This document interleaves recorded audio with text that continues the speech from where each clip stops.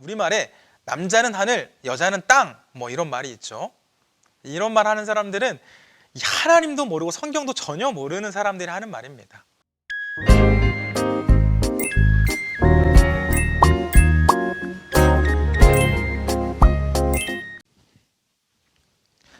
안녕하세요. 모세오경 강의 두 번째 시간입니다. 지난 강의는 오리엔테이션 느낌이었고 본격적인 강의는 오늘부터 시작되는데 우리 창세기부터 한번 살펴보도록 하겠습니다. 창세기는 오경의 첫 번째 책입니다. 당연히 성경 전체적으로도 첫 번째 책이겠죠. 성경의 시작입니다.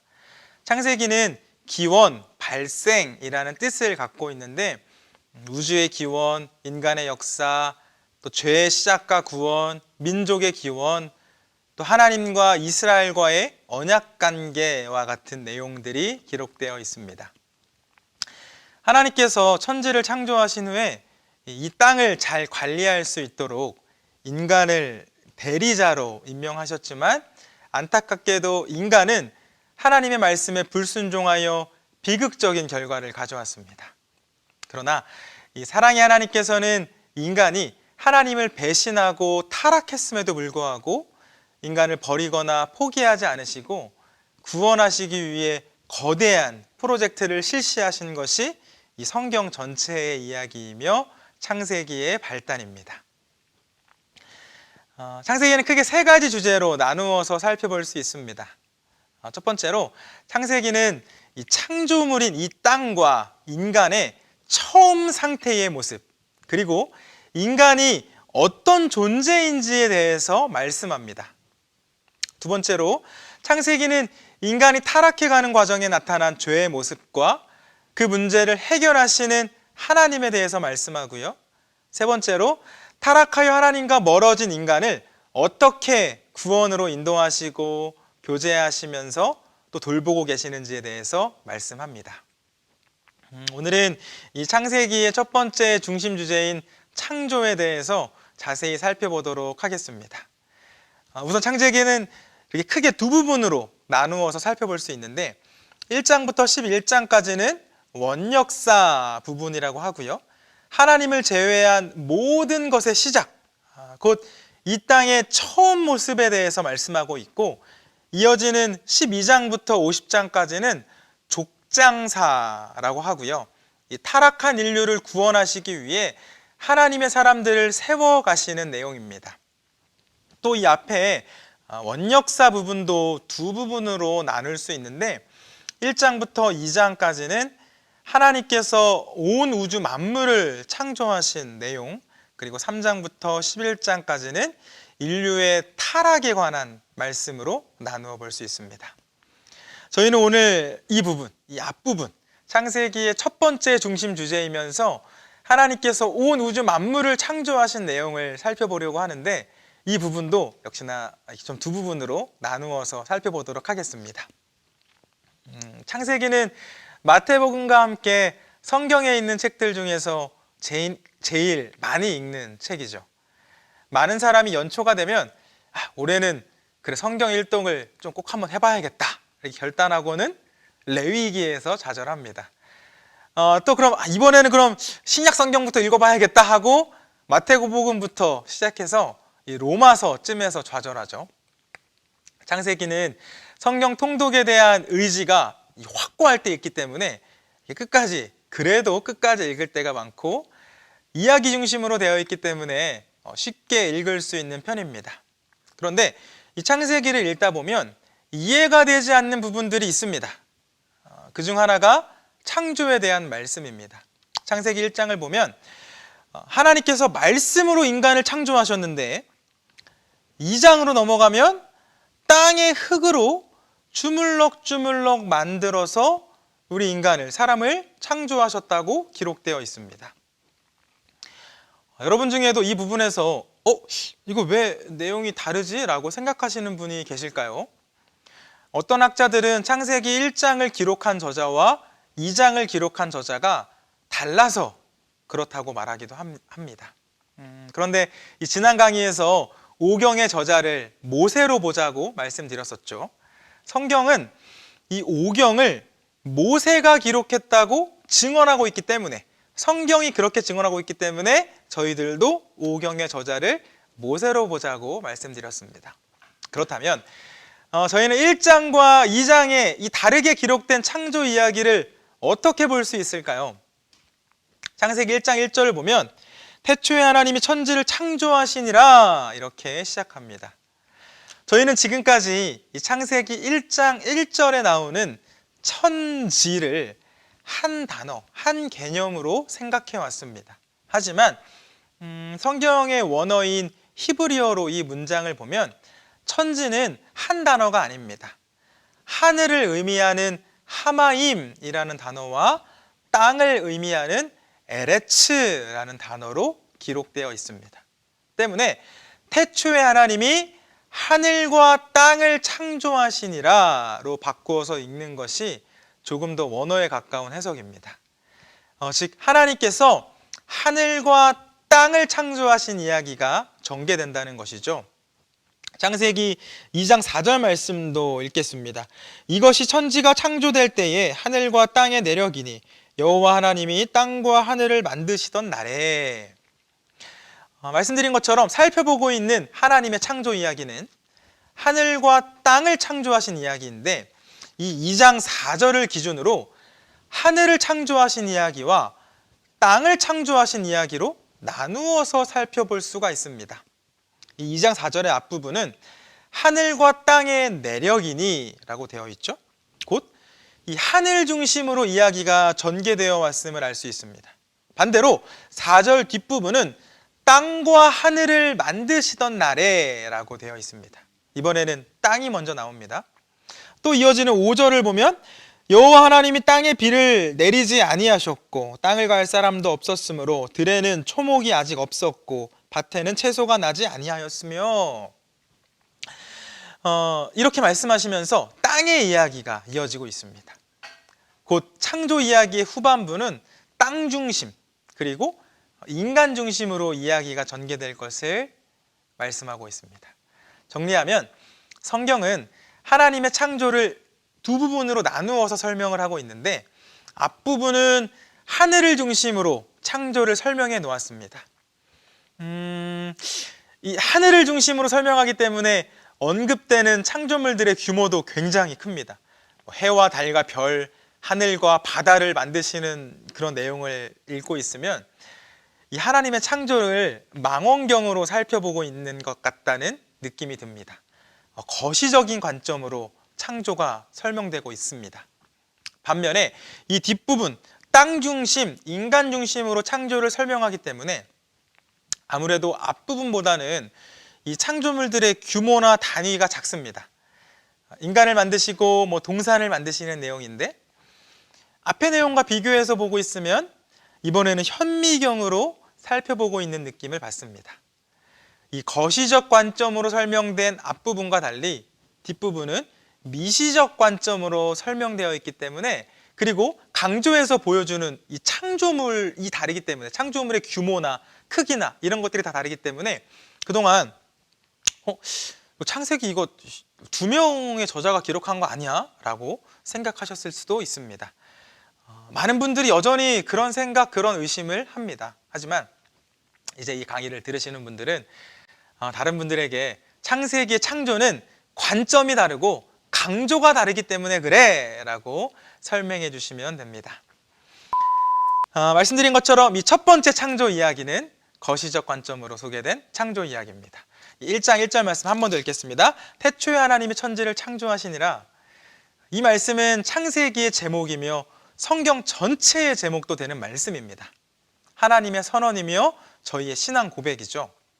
이 말씀이 믿어지면 곧 하나님께서 천지를 창조하셨다는 내용이 믿어지면 성경에 나오는 모든 내용도 믿어집니다. 만약 강의를 듣고 계시는 분 중에 이 성경의 내용이 믿어지지 않는 분들이 계시다면 하나님께 믿음을 선물로 달라고 기도하시고 무엇보다 하나님께서 모든 것을 만드셨다는 사실부터 믿으시길 바랍니다. 하나님께서는 총 6일 동안 창조를 하셨습니다. 몇몇 학자들은 창세기 1장의 하루가 지금 저희들의 하루와는 다른 시간이다 라고 해석하기도 하지만 성경을 보면 이 하루를 어떻게 계산합니까? 저녁이 되고 아침이 되니 라는 말로 하루를 계산하죠. 곧 저희의 하루의 시간과 같은 하루의 시간으로 보는 것이 전통적인 해석 방법입니다. 창조하신 창조물들을 보면 첫째 날에 빛, 둘째 날에 궁창, 위의 궁창과 아래 궁창을 만드셨고, 그러니까 곧 하늘과 바다를 만드신 거죠. 셋째 날에는 땅과 식물, 넷째 날에는 해와 달과 별, 다섯째 날 새와 물고기, 그리고 여섯째 날 사람과 동물을 만드셨습니다. 자세히 보면 이 창조에는 규칙이 있는데 처음 3일 동안은 큰 틀을 창조하셨고 다음 3일 동안은 그 틀 안에 넣을 내용물들을 창조하셨습니다. 또 하나님께서는 저희가 암송하기 편하도록 이렇게 하셨는지 이 3일 간격으로 연관성이 있는 것을 창조하셨습니다. 첫째 날 빛을 만드신 하나님께서는 넷째 날에는 그 빛과 관련된 해와 달과 별을 창조하셨고, 둘째 날에 위의 궁창과 아래 궁창, 이 하늘과 바다를 만드신 하나님께서는 다섯째 날에 하늘에 사는 새와 바다에 사는 물고기를 창조하셨습니다. 그리고 셋째 날 땅과 식물을 만드신 하나님께서는 여섯째 날 땅에 사는 사람과 동물을 창조하셨습니다. 다 외우셨나요? 빛, 해와 달과 별, 하늘과 바다, 새와 물고기, 땅과 식물, 사람과 동물, 이렇게 3일씩 연결해서 외우시면 편합니다. 여러분, 이 중에서 저절로 생겨난 것은 하나도 없습니다. 우주상에 존재하는 모든 것은 하나님의 섭리이며 하나님의 작품입니다. 저희들 어릴 때 친구들과 이런 말 하지 않았습니까? 야, 닭이 먼저야, 달걀이 먼저야. 이렇게 하면서 닭이 먼저다, 달걀이 먼저다 하고 논쟁을 하곤 했죠. 그런데 성경을 보면 이는 전혀 논쟁의 대상이 아닙니다. 하나님께서는 모든 것을 종류대로 각각 만드셨다고 기록해 놓았습니다. 당연히 닭이 먼저겠죠. 하나님께서는 달걀을 낳을 수 있는 닭을 창조하셨습니다.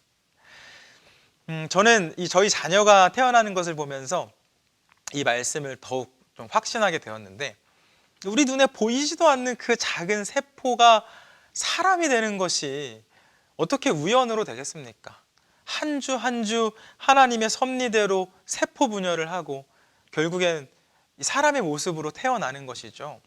마찬가지로 지구가 몇만 년 동안 하루도 빠짐없이 규칙적으로 태양을 돌고 달이 지구를 도는 것이 어떻게 우연으로 또 저절로 되겠습니까? 하나님께서 이렇게 창조하셨기 때문에 가능한 것 아닐까요? 여러분, 원숭이가 사람이 되었나요? 그렇지 않습니다. 하나님께서는 분명한 뜻과 계획으로 사람을 만드셨고 원숭이도 만드셨습니다. 원숭이도 사람도 하나님의 걸작품입니다. 그런데 여러분, 저희가 살펴보고 있는 이 말씀은 고대 사람들에게는 굉장히 파격적인 이야기였습니다. 이 주전 약 4,000년경에 그러니까 성경보다도 더 먼저 기록된 이 바벨론 창조 신화가 당시 고대 근동 세계를 지배하고 있었는데, 그 고대 근동 세계를 살아가고 있는 사람들의 생각을 지배하고 있었는데, 이 창조 신화를 간단하게만 살펴보면 마루둑이라는 신과 악한 여신 티아마트가 한판 전쟁을 벌입니다. 그리고 이 전쟁에서 마루둑이 승리를 하죠. 그 후에 승자였던 마루둑 신은 티아마트의 시체를 가루로 만들고 그 시체로 이 세상을 만들었다고 합니다. 여러분, 전쟁에서 패배한 신의 시체로 이 세상을 만들었다는 것은 이 세상이 열등한 존재라는 것을 의미하겠죠. 그런데 성경은 하늘은 선하고 이 땅은 악하다는 생각을 갖고 살아가는 이 당시 사람들에게 그거 아니야.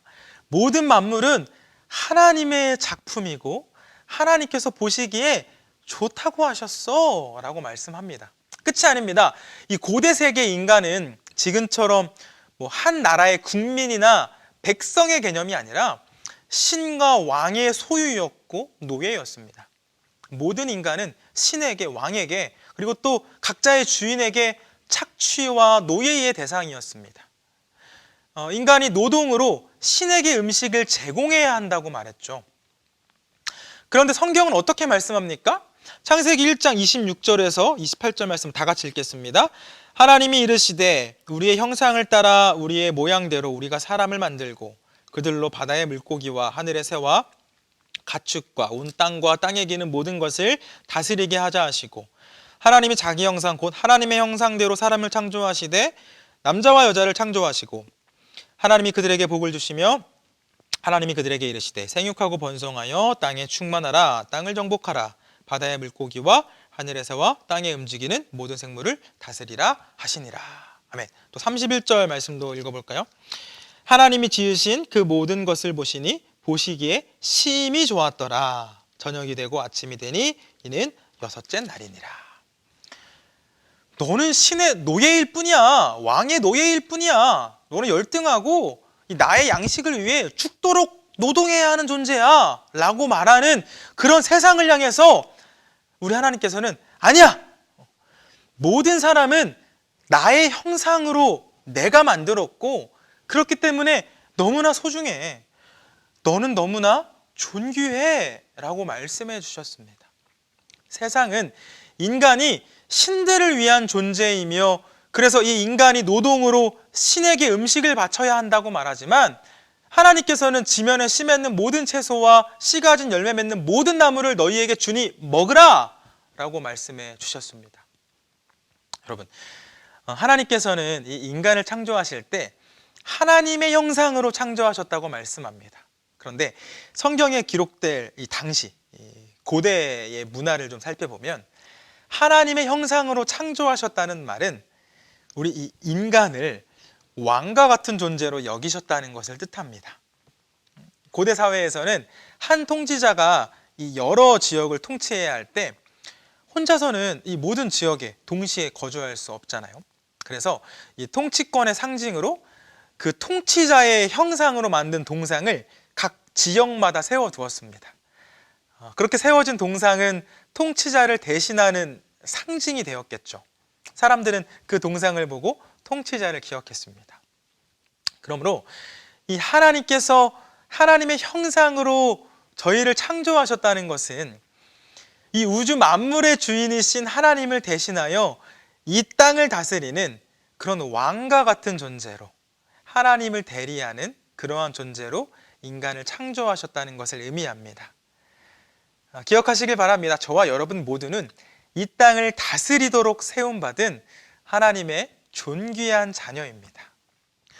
하나님이 형상이 주는 의미에 대해서 조금 더 자세히 살펴보겠습니다. 이 하나님께서는 이 인간을 하나님의 형상으로 창조하셨다고 말씀하는데 이 말씀에는 네 가지 의미가 있습니다. 첫 번째와 두 번째는 지금까지 살펴본 것처럼 모든 인간은 하나님의 형상으로 만들어졌기 때문에 왕같이 존귀한 존재이며 피조물 중에 가장 귀하고 하나님의 대리 통치자로서 자연을 다스리는 존재로 창조되었다는 것을 뜻합니다. 그리고 잊지 말아야 할 것은 이 왕을 뜻하는 하나님의 형상이라는 말은 어느 한 사람에게만 국한되어 주어진 것이 아니다라는 사실입니다.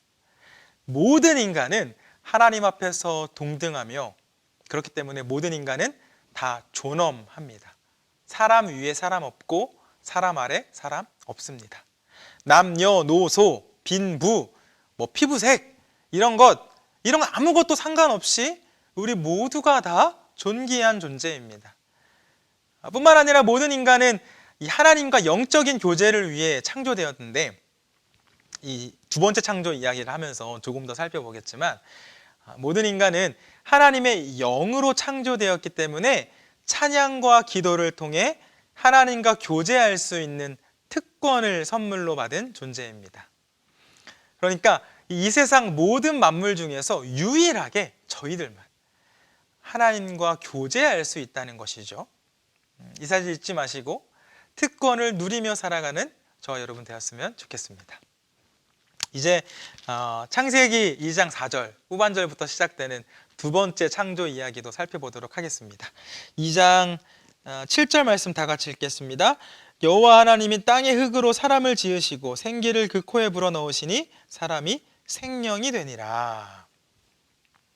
1장 27절에는 하나님이 자기 형상 곧 하나님의 형상대로 사람을 창조하실 때 남자와 여자를 창조하시고 이렇게 기록되어 있는데, 앞에서 말씀드린 것처럼 2장에 오니까 조금 더 미시적인 관점으로 하나님께서 인간을 창조하시는 부분이 설명되어 있습니다. 하나님께서 이 세상 모든 만물을 만드실 때 이 말씀만으로 만드셨는데, 인간만큼은 친히 땅의 흙으로, 땅의 티끌로 주물럭 작품을 빚어주십니다. 조금 더 자세히 살펴보면 하나님께서는 이 땅의 흙으로 사람의 형체를 만드시고 생기를 그 코에 불어넣으셨다라고 하셨는데, 여기서 이 생기라는 단어의 원어는 숨이라는 뜻을 갖고 있는 니쉬마입니다. 곧 하나님의 숨을 주셨다는 것이죠.